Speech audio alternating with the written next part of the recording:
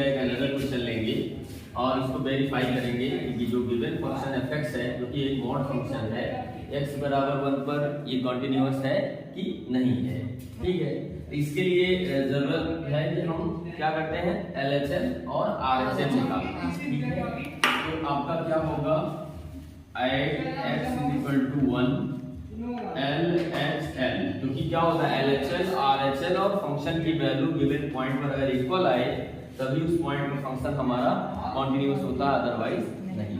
LHL हमारा क्या होगा limit x tends to 1 minus fx that is equal to limit x tends to 1 minus. यहाँ ध्यान दीजिएगा हमारा ये फंक्शन, ठीक है, मॉड ये जब हमारा given function x is less than और इक्वल टू 1 है तब हमारा फंक्शन की वैल्यू क्या है 2 mod x है। क्या है बच्चों 2 mod x है, ये हो जाएगा हमारा 2 mod x। ठीक है, और फिर इसकी वैल्यू आपकी क्या आ जाएगी, ये हमारा दैट इज इक्वल टू हो जाएगा आपका 2 और यहाँ पे mod x का मतलब है कि यहाँ पर x की वैल्यू ऐसा भी करते हैं हम कि यहाँ x के प्लेस पर हम 1 माइनस h लिख लेते हैं और लिमिट h टेंड्स टू 0 कर देते हैं।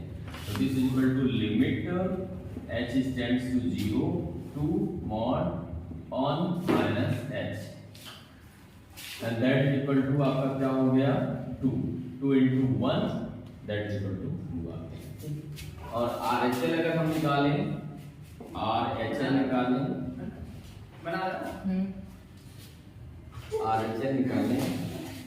तो क्या होगा लिमिट x टेंड्स टू 1 के ऊपर, क्योंकि पॉइंट के राइट साइड में हम देखते हैं, ठीक है, तो राइट साइड में हम देखते हैं तो 1 से सम वैल्यूज को ऐड करके यानी नेबरिंग पॉइंट्स लेते हैं। तो हमारा क्या हो जाएगा, ये हो जाएगा f that is equal to limit आपका x टेंड्स टू पॉजिटिव। अब यहाँ ध्यान दीजिएगा पॉजिटिव का सेंस क्या है, अगर हमारा फंक्शन 1 से बड़ा है तब हमारा फंक्शन क्या होगा आपका वहां पर 0 लिया जाएगा। तो यहाँ पे हमारा क्या हो जाएगा, ये हमारा हो जाएगा यहाँ पे 0 और दैट इज इक्वल टू हमारा आ गया क्या 0, फंक्शन हमारा 0 हो जाएगा, दैट इज इक्वल टू हमारा हो जाएगा 0।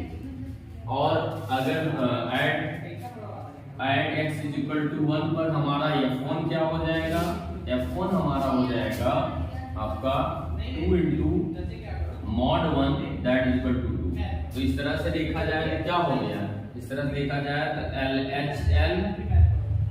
LHL की वैल्यू हमारी क्या आएगी 2 आएगी, बट RHL की वैल्यू कितनी आई 0 आई। 2 is not equal to 0, this implies that LHL is not equal to RHL। इसका मतलब at x is equal to 1 fx is not continuous. fx क्या है कॉन्टिन्यूअस नहीं है, इज नॉट कॉन्टिन्यूअस। ठीक है बच्चों, इस तरह से ये फंक्शन हमारा गिवन पॉइंट पर कॉन्टिन्यूअस नहीं है। इसका मतलब क्या है, इसका ग्राफ गिवन पॉइंट पर ब्रेक हो जाता है। अगर हम इसका ग्राफ प्लॉट करेंगे तो x बराबर 1 पर क्या होगा ब्रेक हो जाएगा। ठीक है, तो उम्मीद करते हैं आपको समझ में आया। ठीक है, जितने कोणों में से एक कोण स्टूडेंट्स हम लोग आज एक इंपॉर्टेंट फंक्शन के बारे में पढ़ेंगे, क्योंकि इस फंक्शन का यूज बार बार कंटिन्यूटी में, डिफरेंशिएबिलिटी में, अलग अलग जगह इसका यूज होता है। तो हम लोग पहले इस फंक्शन के बारे में जानते हैं। ये फंक्शन है हमारा ग्रेटेस्ट इंटीजर फंक्शन। तो ग्रेटेस्ट इंटीजर फंक्शन सबसे पहले हम देखते हैं, ध्यान दीजिएगा, ग्रेटेस्ट इंटीजर फंक्शन को हम एक बिग ब्रैकेट्स के अंदर में अगर कोई वैल्यू लिख देते हैं, इसको हम पढ़ते हैं greatest integer function of x। इसको हिंदी में बोलते हैं महत्तम पूर्णांक फलन। ठीक है, तो यहाँ इसकी वैल्यू क्या होती है, इसकी वैल्यू आपकी जो है हमेशा लेस देन और इक्वल टू x होती है। इसकी वैल्यू हमेशा हमारी क्या होती है less than r equal to x होती है। यहाँ बच्चों इसको हम एक एग्जांपल समझते हैं कि मान लीजिए हमारा एक वैल्यू है 1.2, ठीक है, और इसका ग्रेटेस्ट इंटीजर वैल्यू का मान क्या आएगा ध्यान दीजिएगा इसकी वैल्यू आएगी 1। इसी तरह से अगर हमारा 1.9 है, इसकी वैल्यू क्या आ जाएगी, 1 ही आएगी। यानी कि अगर इसको हम नंबर लाइन पर समझें तो हम ये समझ सकते हैं, मान लीजिए हमारा 0 है, ये हमारा 1 है, ये हमारा 2 है, ठीक है। तो कहने का सेंस 1 और 2 के बीच में जितने ये आपके पॉइंट्स आएंगे जो कि डेसिमल पार्ट कंटेन करते होंगे, इनका जो ग्रेटेस्ट इंटीजर वैल्यू होगा वो इन वैल्यूज से जस्ट पहले जो पूर्णांक वैल्यू होगा, जो इंटीजर होगा वही होगा। जैसे अब यहाँ पर मान लीजिए आपका कोई वैल्यू हम ले 1.9 है, तो 1.9 का हमारा जो ग्रेटेस्ट इंटीजर वैल्यू होगा वो भी बनाएगा, जैसा मैंने बताया 1.2 का भी बनाएगा, ठीक है। तो कहने का मतलब क्या है कि दो इंटीजर के बीच में कोई भी ऐसी वैल्यू जो कि क्या है जिसमें डेसिमल पार्ट होता है, उसका इंटीजर जो ग्रेटेस्ट इंटीजर फंक्शन का मान होता है वो उससे जस्ट बिफोर में जो इंटीजर होता है वही वैल्यू। जैसे मान लीजिए अगर मान लीजिए यहाँ 3 है, मान लीजिए आपको 2.3 है, 2.4 है, अगर सपोज करो हमको 2.4 का ग्रेटेस्ट इंटीजर वैल्यू लेना हो तो चूंकि 2.4 के जस्ट पहले आपका ग्रेटेस्ट जो इंटीजर है वो क्या है, वो 2 है, इसकी वैल्यू क्या आ जाएगी, 2 आ जाएगी। तो इस तरह से कुल मिला के किसी भी दो इंटीजर्स के बीच में कोई भी डेसिमल वैल्यू अगर है और उसके ग्रेटेस्ट इंटीजर फंक्शन का मान अगर लेना हो तो उसके जस्ट पहले जो आपका इंटीजर वैल्यू होगा वही उसका वैल्यू होगा, ठीक है। इससे आप देख सकते हो अगर मान लीजिए हम अगर यहाँ पर 1 ही ले लें, अगर हम मान लीजिए हम इंटीजर ले लें तो जो होगा जो इंटीजर लिया जाएगा वही उसका मान हो जाएगा। तो इस तरह से हम देखते हैं तो कभी भी जो ग्रेटेस्ट इंटीजर वैल्यू का मान होता है वो हमेशा डोमेन की वैल्यू से या तो छोटा होगा। छोटा कब होगा, जब वो डेसिमल पार्ट कंटेन करेगा, और इक्वल कब होगा, जब वो इंटीजर पार्ट कंटेन करेगा, ठीक है। इस तरह से उम्मीद करते हैं आपको ग्रेटेस्ट इंटीजर फंक्शन समझ में आया होगा। अब बच्चों हम लोग इसका एक डाइविजन करके एक क्वेश्चन करते हैं, और वो क्वेश्चन है क्या कि कॉन्टिन्यूटी हमको चेक करनी है, हमको कॉन्टिन्यूटी चेक करनी है। तो क्वेश्चन हमारा है कि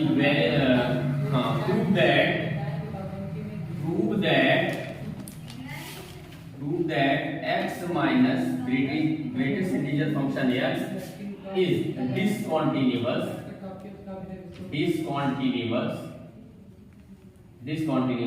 at all integral points। Students हम लोग एक इम्पोर्टेंट क्वेश्चन कॉन्टिन्यूटी का कर रहे हैं, सॉल्व करने की कोशिश कर रहे हैं। इसमें क्या है, हमारा फंक्शन ग्रेटेस्ट इंटीजर फंक्शन और नॉर्मल एक वेरिएबल पर बेस्ड है। तो इसमें क्या है, फंक्शन हमारा दिया है fx = x minus greatest integer function है। हमको ये प्रूव करना है जितने इंटीग्रल पॉइंट्स होते हैं, ठीक है, यानी कि नंबर लाइन पर जितने इंटीग्रल पॉइंट यानी जितने पूर्णांक बिंदु होंगे वहां पर ये क्या होगा, इसका ग्राफ डिस्कनेक्ट हो जाएगा, यानी डिसकंटीन्यूअस होगा, और दो इंटीग्रल पॉइंट्स के बीच में कॉन्टिन्यूअस रहेगा। ये हमको प्रूव करना है। इसका मतलब जितने इंटीग्रल पॉइंट्स होंगे उन पॉइंट्स के लेफ्ट साइड के जो नेबरिंग पॉइंट्स होंगे उस पर इसकी वैल्यू कुछ और राइट साइड के जो नेबरिंग पॉइंट्स होंगे वहां इसकी वैल्यू कुछ और होगी, तभी तो डिस्कनेक्ट होगा। तो हम लोग इसको हम मानते हैं कि let C be a integral value, हम मानते हैं let C be a integral value, ठीक है। And h is a real value,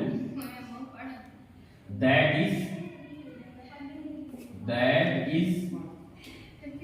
is limit मान सकते हो कि लिमिट h टेंड्स टू 0, ठीक है। हम ये मानते हैं कि कहने का मतलब h हमारा बहुत छोटा एक रियल वैल्यू है, डेसिमल पार्ट कंटेन करने वाले वैल्यू है, यानी कि ये 1 से लेस है। h हमारा क्या है, h इज लेस देन 1 है, h इज लेस देन 1 यानी डेसिमल पार्ट कंटेन करता है, और इतना छोटा है ये हमारा 0 की तरफ टेंड्स करता है। तो हम यहाँ पर LHS लेते हैं लेफ्ट हैंड लिमिट।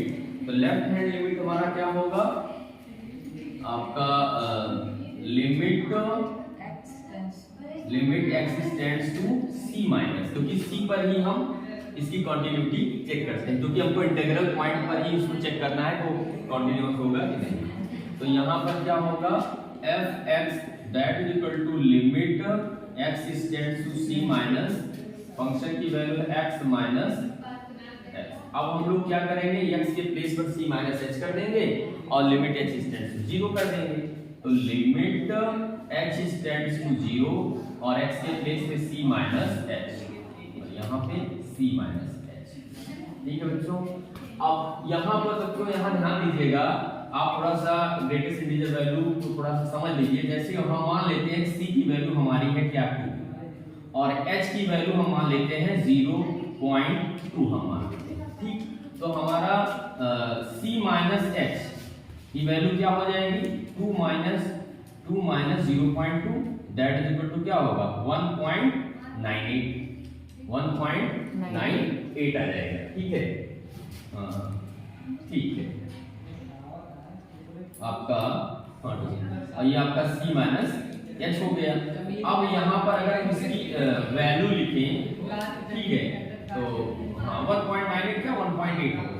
अब यहाँ पर अगर हम c माइनस h का ग्रेटेस्ट वैल्यू लें तो ये 1.8 का ग्रेटेस्ट वैल्यू हो जाएगा। ठीक है, और ये वैल्यू किसके बराबर आ जाएगी, ये वैल्यू 1 के बराबर आ जाएगी, क्योंकि हमने आपको पहले क्लास में बताया है जो integral value greatest integer value की इंटीग्रल वैल्यू होती है वो जिस पॉइंट पर वैल्यू फाइंड करते हैं उसके जस्ट बिफोर वाले इंटीग्रल वैल्यू कंसीडर होती है। तो इस तरह से हमारा यानी कि 1.8 के रिस्पेक्टिव हमारी जो वैल्यू आई कितनी आई 1 आई। अगर यहाँ पर 1 को हम देखें c के रिस्पेक्ट में बात करें तो ये क्या है, ये 2 माइनस 1 है, और 2 हमारा क्या है, 2 हम c को 2 माने तो इसको हम c माइनस 1 ले सकते हैं। तो इस तरह से अगर हम देखें तो c माइनस h की हमारी वैल्यू किसके बराबर आ गई, c माइनस 1 के बराबर आ गई। इसी कॉन्सेप्ट का यहाँ पर हम यूज करेंगे। तो ये हो गया हमारा limit h tends to 0 c minus h minus यहाँ पर हमारा क्या हो जाएगा c माइनस 1। ठीक है, अब हम यहाँ पर h की वैल्यू को 0 रखते हैं तो हमारा क्या हो जाएगा c माइनस और c माइनस 0 मतलब वही हो जाएगा और माइनस यहाँ पे c माइनस 1। तो इसकी वैल्यू हमारी क्या आ जाएगी c minus c plus 1, c से c कैंसिल हो गया, इस तरह से आ गया 1। तो हमारा LHS की वैल्यू बच्चों कितनी आ गई, LHS की वैल्यू हमारी 1 आ गई।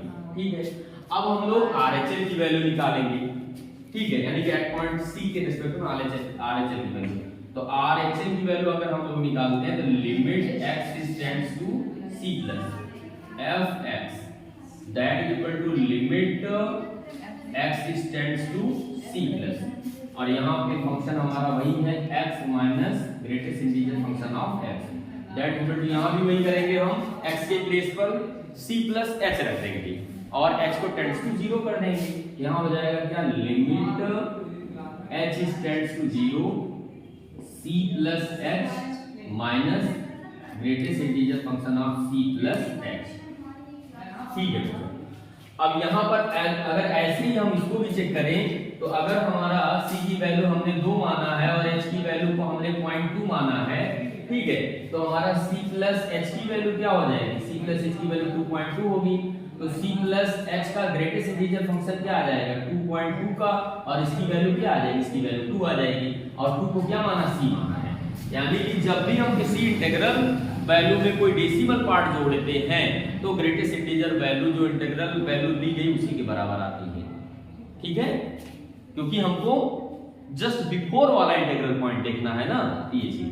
तो यहाँ पर हमारा क्या हो जाएगा, यहाँ पर ये हमारा हो जाएगा लिमिट आपका h टेंड्स टू 0 और c प्लस h, और यहाँ पे माइनस यहाँ c हो जाएगा, क्योंकि c प्लस h की वैल्यू जहाँ h क्या है, h हमारा टेंड्स टू 0 है, बहुत छोटा है, और तो उसके लिए इंटीग्रल वैल्यू c आएगी, जैसा मैंने यहाँ पर आपको यहाँ पर एग्जांपल देके सेट बता दिया।